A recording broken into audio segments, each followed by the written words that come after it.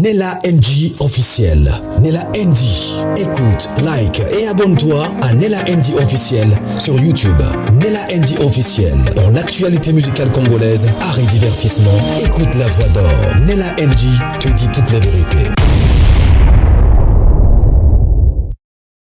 Oh, actrice Boui sango moko ya mawa ya pasi. Pona actrice na biso Boui. Déjà bunga na scène. Wana tusito yebi. Tobi déjà ki abela misu koma flou. Amonaka flou, amonaka presque pas. Mais azaki aveugle te. Mais na kati ya video oyo, bayeli biso sango ya mawa ya pasi. Nalandi video oyo. Moko na lobi mwana mwasi akoza na raison. Mwana habité. Ekoza aka maladi. Mais Boui na miniti osiko aza wapi. Boui akufi misu complètement. Donc, misu a Boui ekufi siko to baka ekufi siko complètement. Azali donc mourante. To le baka bongo. Ba comédien mutabande ko soutenir ye mingi. Karine Yamado na Kevin nabusani kombo na ye Kevin. Mais na minute oyo na Kevin na Yamado peut-être à soutien on va bande ko apporter exacté tout ça suffisant. Mais les deux là en tout cas ba soutenir qui makasi. Neto lo baboy. Boui aza mourante. Monsieur Koufi complètement. Bon à soigner zate.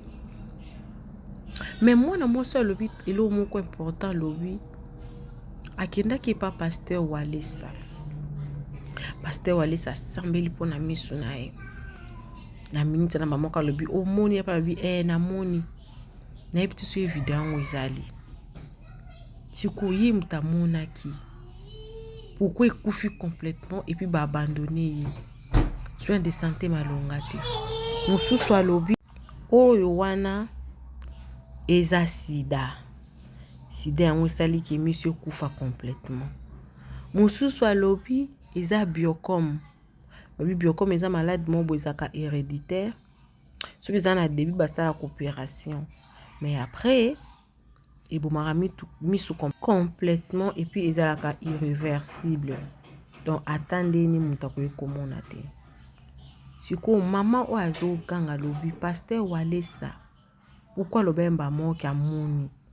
Et puis Boui pourquoi ndimaki ko sala miracle ma ki onaki amoni apiki. Azam mourante monsieur Koufi complètement mbongo ezate. Monsieur Soukout ba suggérer ba lobi pourquoi balance ta cagnotte publique te. Basa ele cotisation ba lokele visa a kende poto peut-être kuna e koki koza ki ba ko sala opération a mona. De ba audio ezali. Ba audio ezali na kati ya video o boko ka ba audio eza pasi. Na nazoloba na audio wana boye ba onka na kati ya audio. On sent que mutu asi akei. Ba kosala ba live. Ce qui hôpital est confirmé que Boui a koufi. Parce que mutu azana na dernier souffle na ye. Dernier souffle. Parce que babi en dehors il y a misu. Elle a encore un problème de santé très grave. Oui, ba comédie baza bande ko na bisoté. Mais peut-être toko maraya musu deuxième famille. Ba kote ba $20 ba $30 et sel makaso yo mutu akei penza libela. Ndi wana question nanga. Mais non te la bino bolanda video ou bo pesa nga ba avis na bino na ba commentaire. Bolanda. Baza wana bakangaka mitema. Bon, comment na bino pe ba riche te, mais bolinka bi. Comment na bino pe ba riche te, mais bolinka bikota.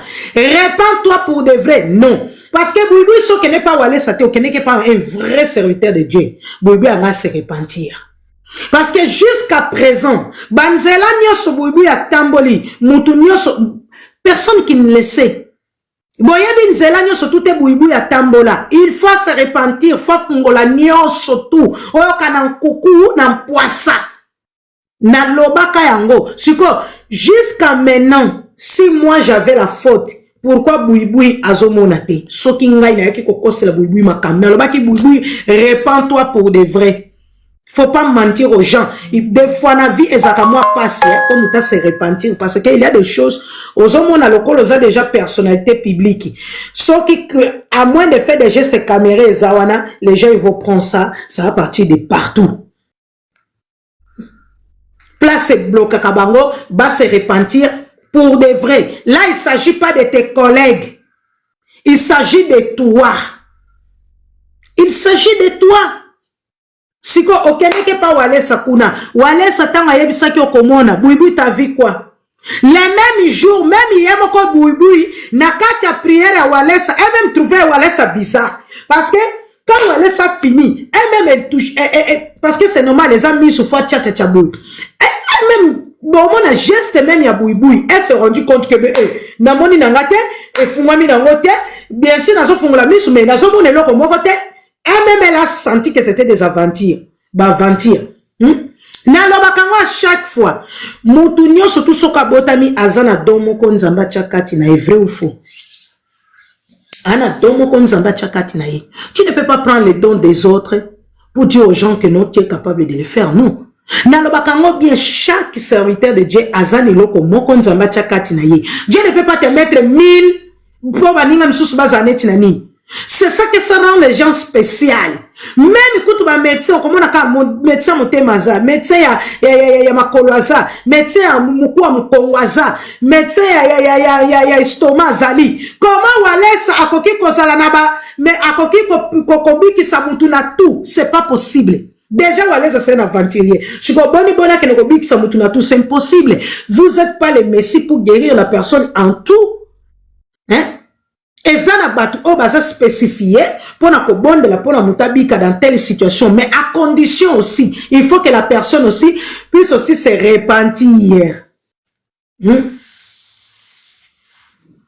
Faut muta se repentir bandeko, tapoter partager. Na loba ki yango awa bien, Bouyboui faut se repentir. Batu bo chaka minoko. Bon mataka ebele bla bla bla bla bla. Chiko tokoti 2026 ndenge nini? Ndeko matina makelele kita fila da puta kita kuna karaldu. Ko betsa ngama bakuna kacha life ngana soba ma important. Na faut continuer au saler nga demande, espèce de saleté. Bonjour bébé, ça va mon amour? Bouyboui aurait à l'ukaba vrai serviteur de Dieu. A que ne pas na bango se repentir à la pépélé. Non. Bouyboui a ke pas tout juste mais pas nani Walesa. Ah!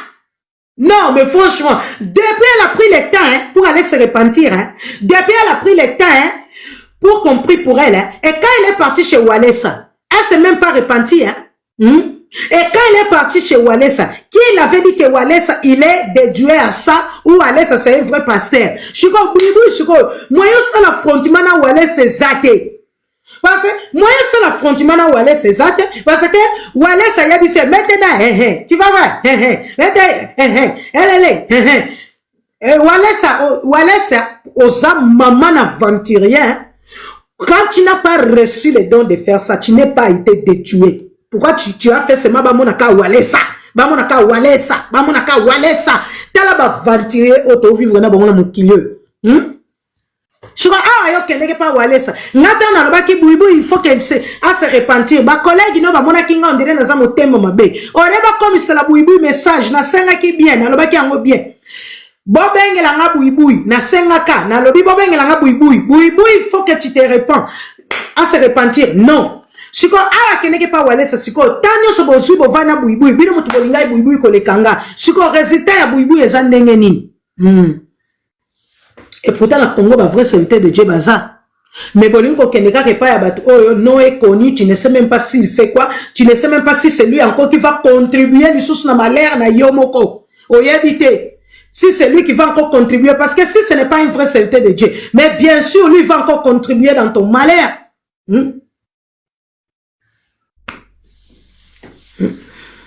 Ozoya kokomela ngaya soki pesa faut continuer yebite à cause repentir pour asala nini. Donc toi tu ne sais pas quand tu conduis ta vie là, tu ne sais pas qu'est-ce que ça veut dire se repentir, tu ne sais pas. Donc yo yebite soko yebi signification te tuna se repentir ça veut dire quoi? Faut que tuna. Est-ce que bino boyebi nzela nyoso boyebi atambola makamu nyoso boyebi asala na vie penza est-ce que boyebi Il y a des choses des fois qu'on fait dans la vie là, personne qui ne le sait, que toi que tu sais. Peut-être même plus nous comme des fois c'est toi-même qui le sais. Là où tu étais allé, là où tu es rentré, tu as fait tes trucs, c'est toi-même qui le sais.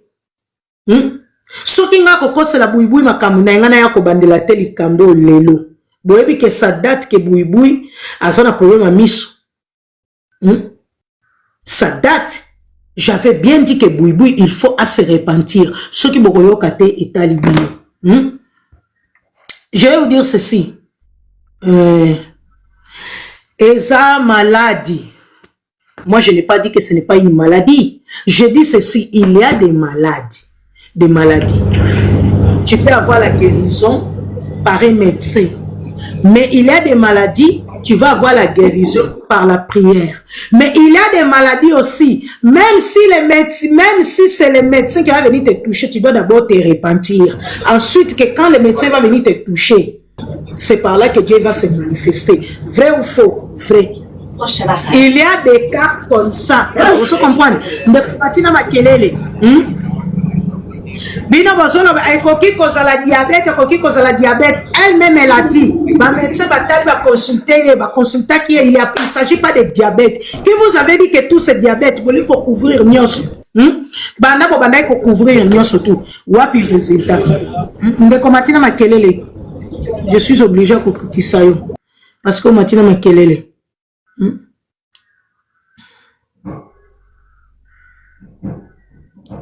Bon, tapoter, partager. Nazo Tchaboyoka, hein? Tapoter, partager. Coucou Tata. Coucou, ça va bébé? Oui, je vais bien et toi? Ouais, Nazo nanga bien. Loba bébé nangai. Mais je voulais dire aussi, tu as raison, na makambo lobby.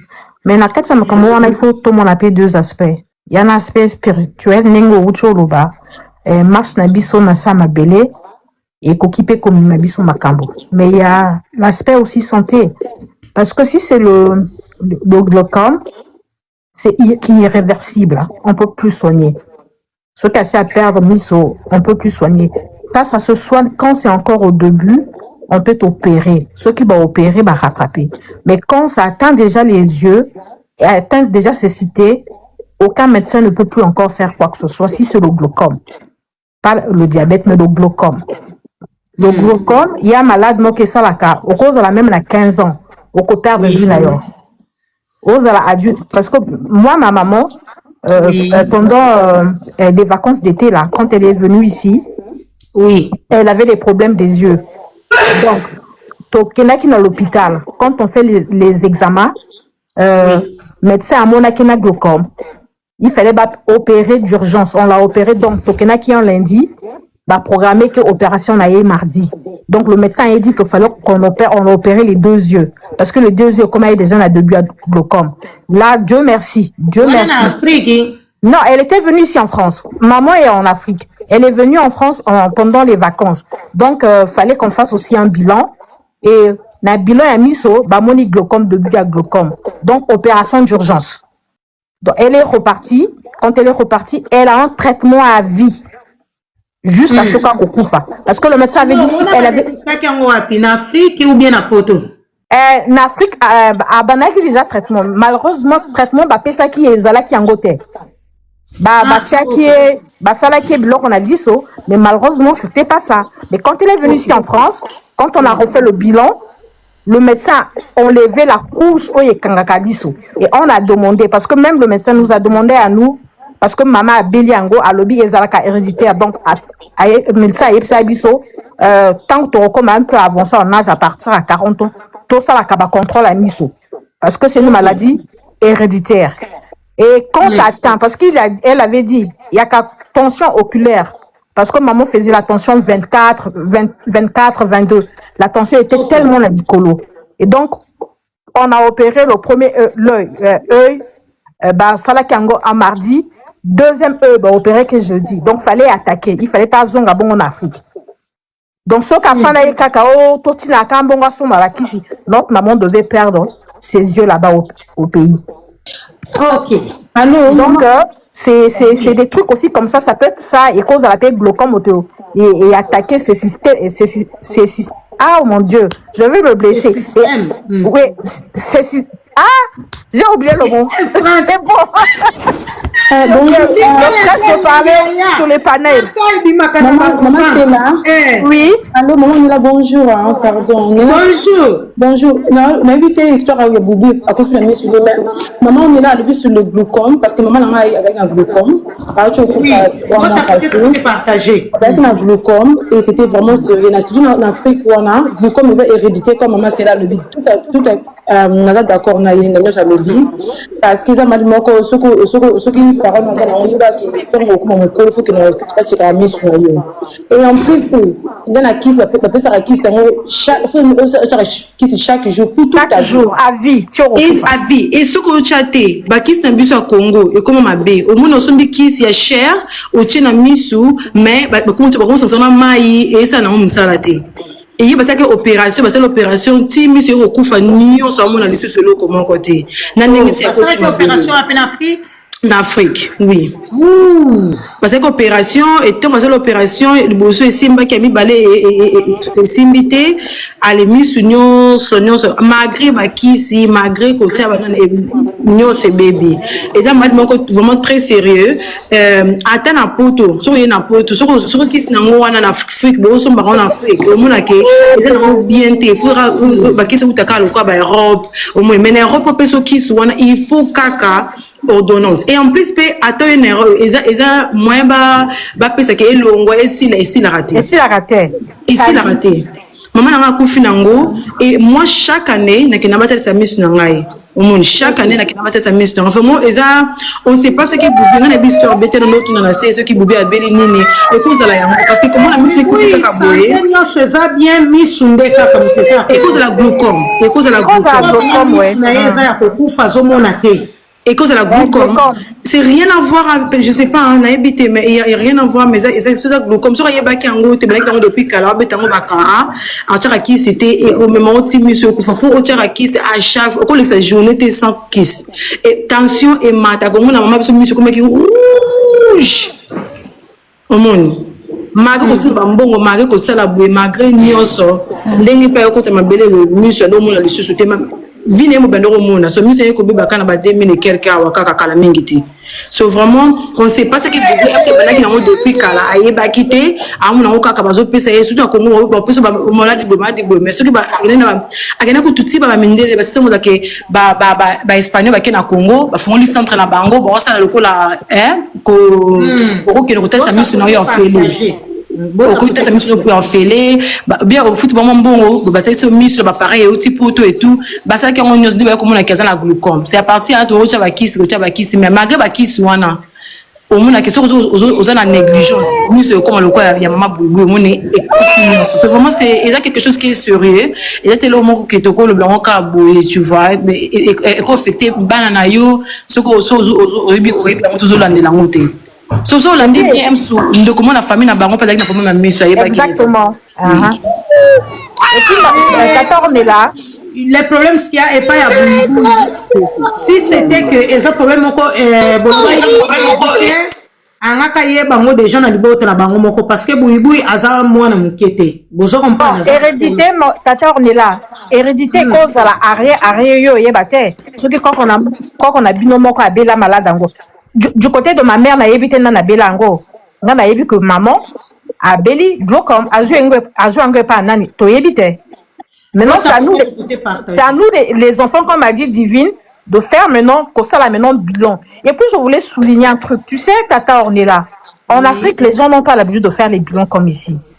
Tu as une tension oculaire, mais tu ne vas pas contrôler. Mais quand on a une tension oculaire, on doit contrôler tous les 3 mois. Tu as vu ça bien à maman maintenant tout le temps. Est-ce que tu es allé voir? Ne perds pas ta vue. Parce que Anna risque à perdre de Bonjour, bonjour. Maman Judith, loba maman Judith. Nga loba na makamuso loba soki bui eza makamu euti na bokoko na eto na famille na ye ye moko alingaka yeba po alingaka yeba ke euti na famille na ye et puis so pene ka akena ba prière ba koyebisa ye pe ke eza makamu euti na ba famille na bino omoni na misala bango basalaka na bomekano eza tro mutu na mutu azoluka nini akangisa nzoto na ye mutu azoluka nini akangisa nzoto na ye aza na succès na ye ye babengaka ye mingi po atunaka mingi donc bango presque makambo na bango mutu mosu omona mpe ta mosu mpe bazalaka ntango aza kotune teatre ndeti mwana oyo babiki akuti kokufa atiki mwana bebe misu mpe makambo mosu okoyeba te omoni bandako mosu okeye okoti obimi mais ozoyeba te ke un esprit oyo okendeki kuna okotaki eza kati na yo nano efandi emanifestaka mbala moko te ekoya komanifeste peut-être après yo omona kende aza kosala terete na longwa na nga na tika na nga mais obosani ke okotaka bandako onyataka place ana onyata ta mosusu badeklaraka yo yo oyebi te oyebi kaka ke nga na longwa na nga na tika na nga terete na koma na kosala makambo mosusu mais obosani ke place okendaka kokota kombo na ye ezali kombo na ye yali kuna kombo na etikala kuna bango batikala nango même soki obimi kuna il faut zala makasi na prière parce que yo moko miyebi ke nga na kota ba place mais même ata otiki olobi ke makambo na tikala nga mais soki otika soza mamire na prière te besprit na ekolanda ko toujours parce que yo mutu kende koluka ngo okopanya yo monena nazoloka yo donc eza ndenge moko aza na ye moko amiyebi poso likambo eza na kati mosu ekoza maladie normale ekokoyamba yango teka ebongo misu bongo ebanda kotumiso malembe okomi na maneti ekomi kolata nineti ekomi likosala boye mais oyo ya eboma ebongo eza vraiment nyemne na koki koloba te ye moko motu nyekolobi ye mo motu ayebi vérité mo motu ayebi. Maman, je dis, le glaucome, c'est dû à la tension oculaire. Ça veut dire que ce que ça, la tension oculaire, tu n'as pas besoin de mettre les lunettes. C'est contrôler la tension. Ça veut dire qu'elle a dû négliger la maladie. Parfois, tout le monde a trop d'hôpitaux, ça a trop de sorcellerie, pouvoir. Ma chérie, Nakatiote, Yoka, je vais dire ceci. Moutounio surtout à Lukaka prêter attention à problème naïe. Et surtout, aux alliés, ni sous estomac, Mukongo, nini, eza ma partie oyo, ezaka plus sensible ou epusaka mutu alendela, santé na ye bien correctement. En plus, il faut savoir que Bouiboui, son travail aussi, c'était aussi théâtre. Bon, après, je sais pas de quel business, ça peut arriver, mais il faut savoir que Namuto a yebi que ceux qui n'ont pas la présenter, comment est-ce que je peux gagner l'argent?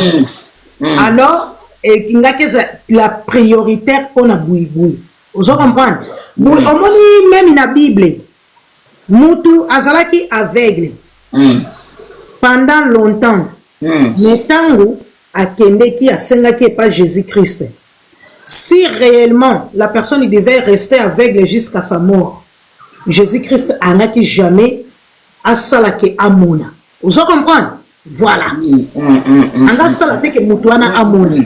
Pourquoi Jésus-Christ a Salaki que Moutouana Amona? Bino, vous comprenez qu'il y a un sens au pasteur à terre, Bino, pour dire que la personne en réalité, il devait voir, mais il y avait aussi un esprit par derrière, mais c'est grâce à Jésus-Christ que la personne, Jésus a tali, motema moutea pembe. Alors, la personne, il n'a rien dans son cœur. Son souci, c'est de voir. Alors, Jésus-Christ, en faisant que la personne puisse voir, c'est en même temps éloigner l'esprit, enlever l'esprit qui faisait que la personne ne puisse pas voir. mabe na bino ezaka soki kaka pasteur atei boy yo kozwi kaka bongo kangi bible alléluia amen ore o comprendre pour dire que il y a de certaines maladies oyo yaka na banzoto na biso ce n'est pas parce que Dieu a voulu mais c'est parce qu'il y a un esprit par derrière ça vous comprenez et ceci la mutu azala motema pembe à se repentir pour azwa lobiko pour la nini même attention bazo ke ndosala opération quand tu pries tu dis Seigneur au fond du motema no se repentir. Tu vas voir, c'est Dieu lui-même qui va descendre, qui va rentrer dans le médecin, soit lui-même qui va... Il va venir t'opérer. C'est ce qui m'a dit. Moi, j'avais bien dit, Naloba qui en bien, là, il va lui bosser dans Salaka. Bato Bazalaka est belé, Kevin à Mataka, Karine Yamado à tourner théâtre à Mataka. Naloba qui en bien, Bouibou, tu dois te repentir. Soit vous autres, tu as doute. Le roi Bosomo na Bouibou, Ayebani, ce qui peut-être que les Kanga. Ok. Nana sali appel. Bozo kanga pona ute ko recevoir appel des fois au mona boyoka. Boyoka. Oui, toyoka yoka ta. Soki ngai na kosela ka buibu makambo. Lelo toza wapi? Buibu ya komi complètement aveugle. Na lobaka ngo bien. Buibu il faut à se repentir. Na koche boyoka, buibu il faut se repentir. Fallu ka ba vrai serviteur de Dieu ba bonde la pona à se repentir. Et ça na ba lobi comme susu to santé takana yango te. Et ana ba lobi comme susu pozo yango. Faut la motema pembe, faut se repentir ya solo. Par là au komona loboko ya Nzambe. Et ça na ba certaines situations pour mona loboko ya Nzambe senga bongo. D'accord, on est là. Vous comprenez, bandeko. Mais le problème, c'est quoi? Biso bato moindo, Congolais aza orgueillé, yonani. Oh, ah bon? Bouiboui, jusqu'aujourd'hui, c'est elle qui souffre. Moi, j'avais lancé le message, dans le baki yango bien. Wapi bouiboui, bobeng langa bouiboui. Nazana marambo yebisa bouiboui, awa na live. Qui est fini au thé, zélo komona. Petit on a sa petit na biso na linga kemingi parce que ça musana kitoko. Mais petit on a sa petit ou petit. On a oloba, ça n'a rien à voir avec les collègues na bino bozaleli wana. Ici, il s'agit de la réalité de la vie de Bouiboui. Si quoi yamono Kevin, mutalobaka, alukaka swana nanga. Yo Karine Yamado yakawa. Yo lukako swana nanga. Jusqu'à présent, pourquoi Bouiboui a zomonate? Bino soi-disant les chéris de Bouiboui. Jusqu'à présent, Bouiboui a zomonate pour l'année. Est-ce que c'est bon ta solution taka Dubaï à Pambo? Bouiboui a quel po batale miso? Non. Bake ko mema Bouiboui wapi et pas ya Walesa. Et si bon monango wapi? Vraiment. Et si bon monango wapi? Quand on parle de chercher de vraies saletés de Dieu, on n'a pas dit d'aller chercher Walesa. Déjà dans quel canal Walesa? Est-ce que Bouiboui elle s'est repentie? Non. Walesa c'est un pasteur de Dieu pour ça? Non. Walesa c'est un vrai pasteur? Non. Ce que bota la bouzoba na bouzoba na bouzoba na bouzoba. Finalisation nango nana zo souffrir Bouiboui. Et ça, ma guérison, nous sommes associés à la prière. Même les médecins, ce n'est pas docteur. Bah, moi, que ka oyo, docteur, on a quatre spirituels. Moi, je dis oyo, faut que nous la prière. Sinon, tu es waya. Attends, pour coucher, nous autres, nos bossana. Pour dire qu'il y a des choses, il faut qu'associer à la prière. Mais la prière, n'a pas vrai pasteur. Bouiboui, bisika tambola nyonso boyebite. Bisika qui n'a pas kota nyonso boyebite. Ce n'est pas parce que vous êtes des collègues, vous devez tout savoir. Non. Ce que vous a lancé un message, qu'on ignorait en côté. Qu'on ignorait, ma collègue a Bouiboui, combien de fois parce que nous avons miette. Mais jusqu'à présent, c'est elle qui souffre. Mais nous avons lancé un message. Jusqu'à présent, Boyo Kakate, ma bébé, ma Congolais, yo Kakate. Congolais, yo Kakate.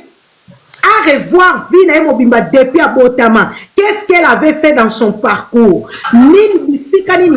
Parce que souvent, il y a un vrai pasteur Ravanda Kalmi. Banda Okanisa. Dans le passé, tu n'as pas fait quelque chose quelque part. C'est ça le problème. Hein? Ce qui va lobby, Boyo Kakate. Nachato Yoka, awa. Bouiboui a son terre comme il pensa aveugle, il est aveugle. Il ne voit plus rien. Non, non, ça fait mal, c'est vrai, ça fait mal, ça touche beaucoup. Boyoka.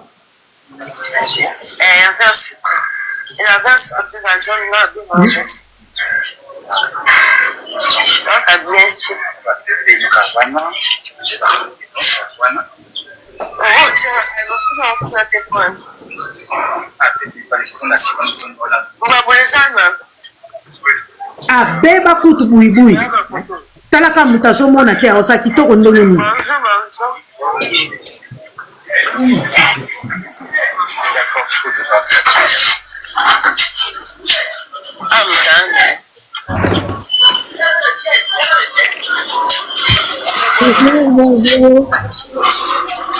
Bonjour Paola.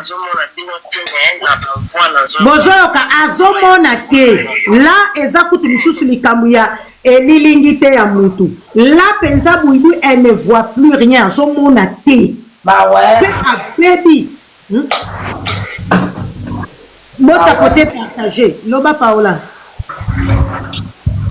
Non, nazoyoka nde ozoloba donc nga lisolo ya buibui esalanga mpasi makasi vraiment nayebi te soki communautaire ya Congo bien ya théâtre bazomona te mpo basoutenir ye rappel azokamwa entre bango na bango baidalaka te na poto vraiment na poto traitement eza te boopération eza te boopere ye parce que baseleta visa ko batinda yawa yeah batinde na poto akesala traitement baopere ata koopere ye vraiment est-ce que vraiment communauté ya bafami baza na Congo bazomona te oyo basala na bagouverneur bazomona te ke non fo basunga ye azalaki acteur ya théâtre asekisa mpe bato asepelisa bato est-ce que bakozwa ye en charge te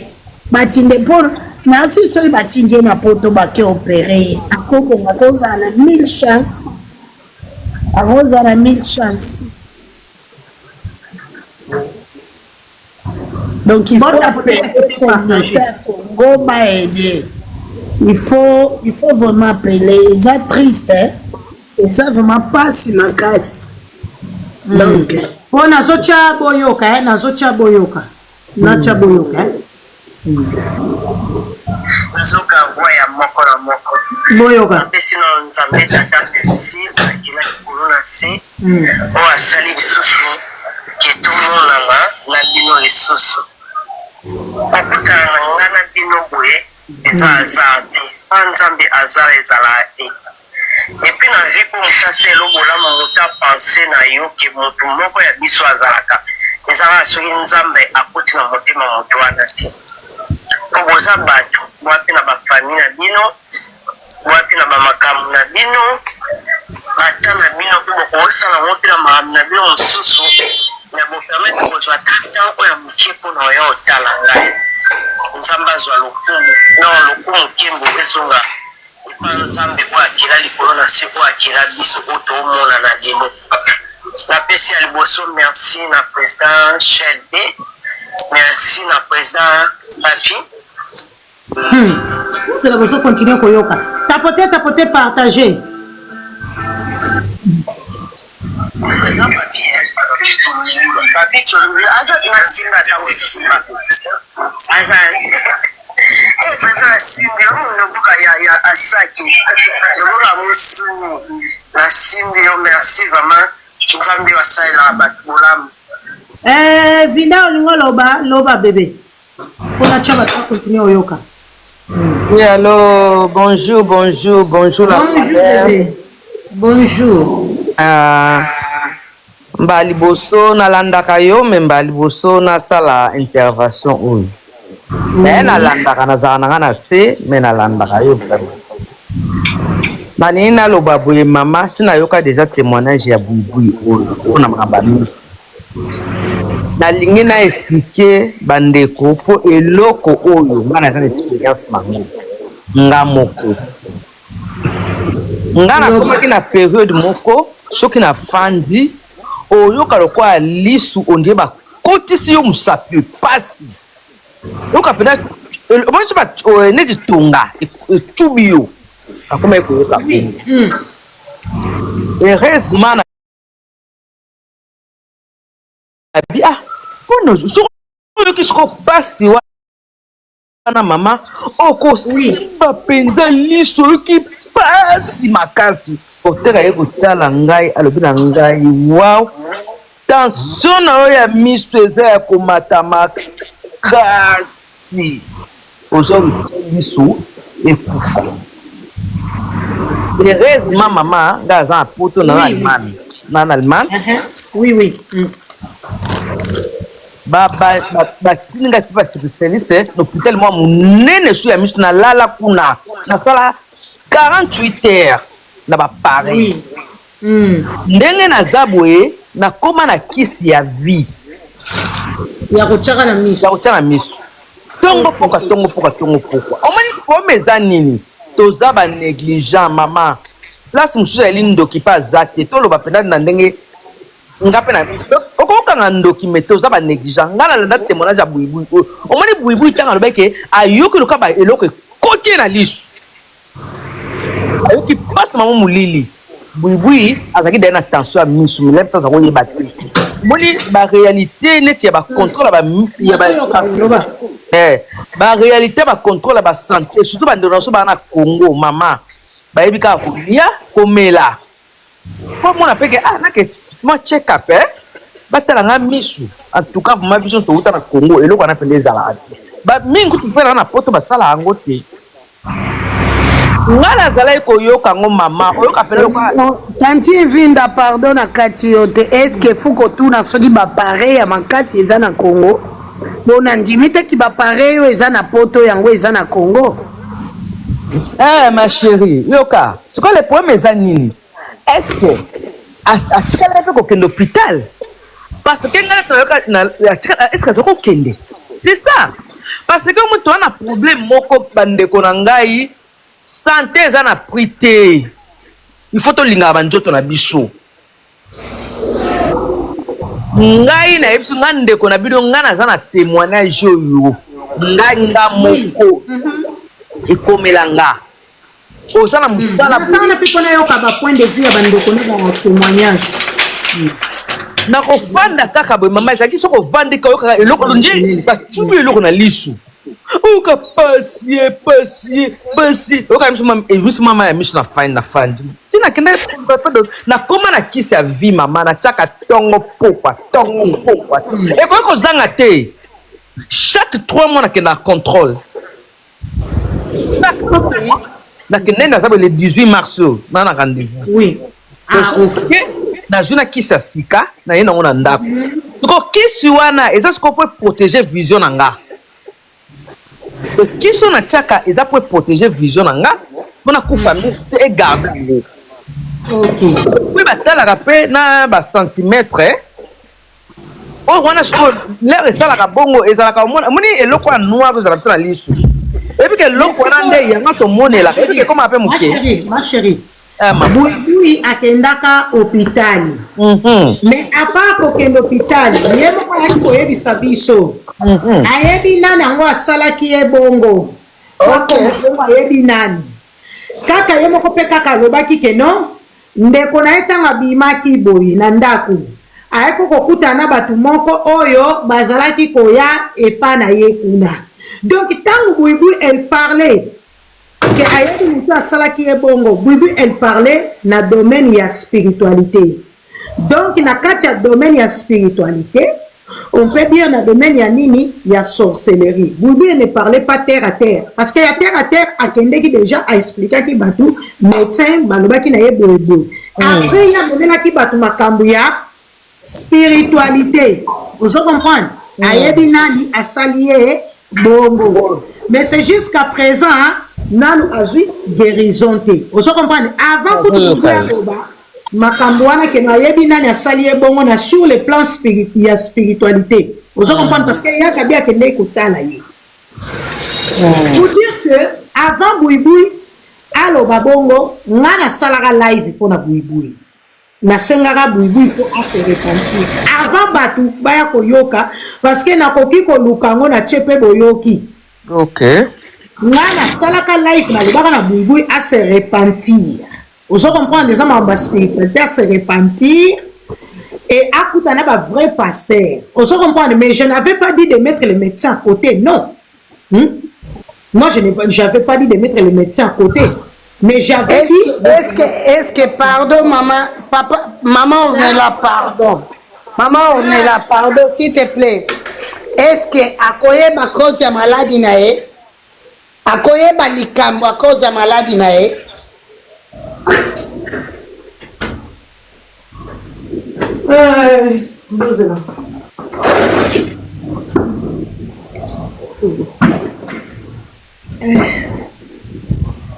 Tapoter, partager mes amours. Tapoter, partager.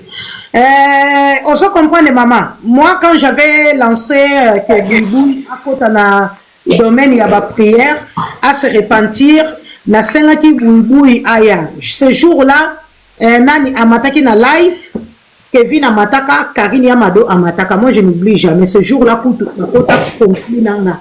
Benda pena, échange de paroles nanga parce que Kevin a Kaki vu que lui il aime nani alingaka buibui Karine Yamadope alingaka buibui donc et salaki ba sepela kité na live ndenge na salaki et surtout que je parlais de la spiritualité sala et sepeli saki Kevin était et sepeli saki Karine Yamadope mais après moi je dis je ne mens pas.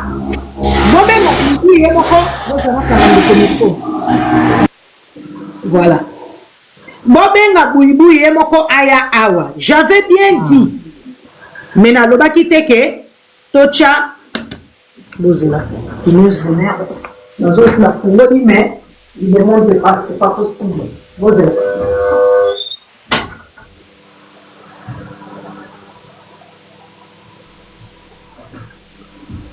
Voilà.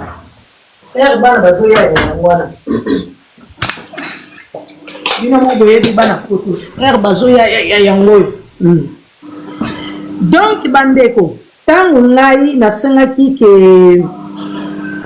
buibui a leka na ba prière à se repentir bato bamona kango lokwa ba je tangu yemoko buibui a ko sala émission a ko leka na émission yemoko nde par là buibui elle a commencé aussi à parler de la spiritualité. Vous comprenez? C'est que nani oya salaki buibui bongo na plan spirituel, ya spiritualité, nde par là buibui atika la ko citer nde kombo te.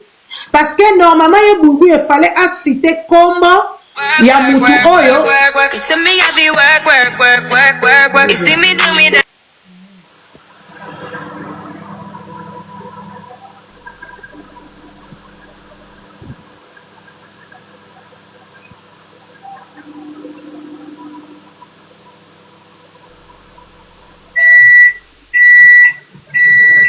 Tapoter, partager. Tapoter, partager. Bon, tapoter, partager. Dans un appel, tapoter, partager, mes choux de moi. Bon, cadeau, visibilité et ça là bien. Tapoter au maximum, partager. Bandeko. Tangu ngai, nani ye boui. Revenons à notre mouton parce que appel est perturbateur moko. Bandeko. Boui, le problème, ce qu'il y a, c'est quoi? Nakati ya makambo eza lié à spiritualité ya monaki nani mais cité kombo buibui azokanga motema kombo ya koloba kombo ya mutu oyo asalié bongo parce qu'elle avait dit ça mais avant buibui aloba bongo moi j'avais déjà demandé à buibui à se repentir mais le problème c'est qu'il y a makambo ya buibui eza lié à spiritualité. Oui, les alliés à la spiritualité.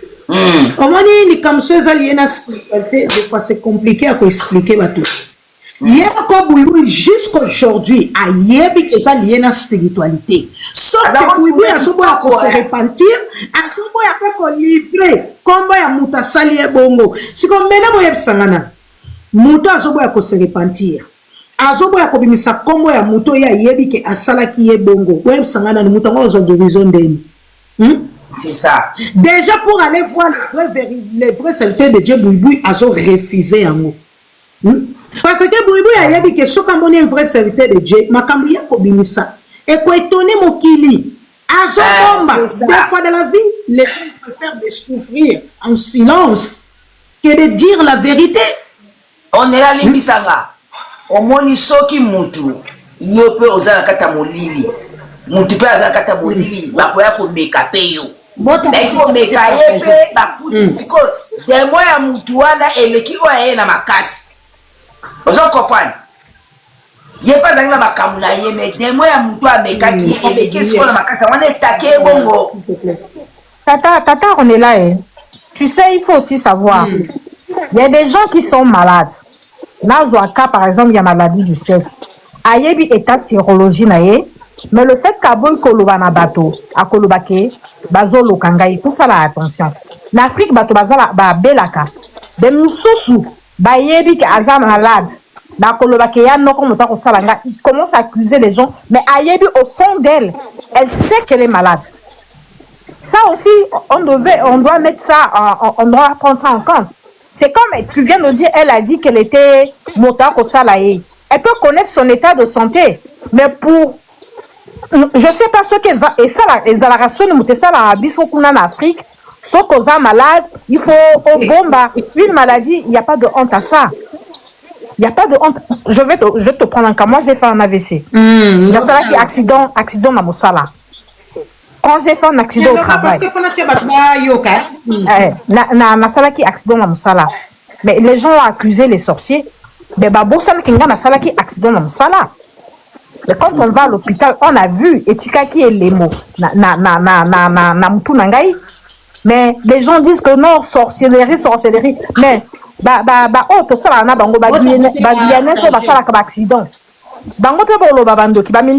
accident. Mais chez nous, Africains, tout le monde a tout la sorcellerie. Tata, toi là, tout le monde a la sorcellerie. Mota Obela, par exemple, 4 lettres. Aza malade. Mais, à Koloba, non, tata Mosinae, ou bien non, on a eu Mota Kolokaye, mais Aza malade. Donc, nous devons faire attention, tata, on est là. Il y a les gens qui souffrent, mais qui préfèrent accuser les autres. C'est ce que je voulais. Nella NG officiel. Nella NG. Écoute, like et abonne-toi à Nella NG officiel sur YouTube. Nella NG officiel. Pour l'actualité musicale congolaise, art et divertissement, écoute la voix d'or. Nella NG te dit toute la vérité.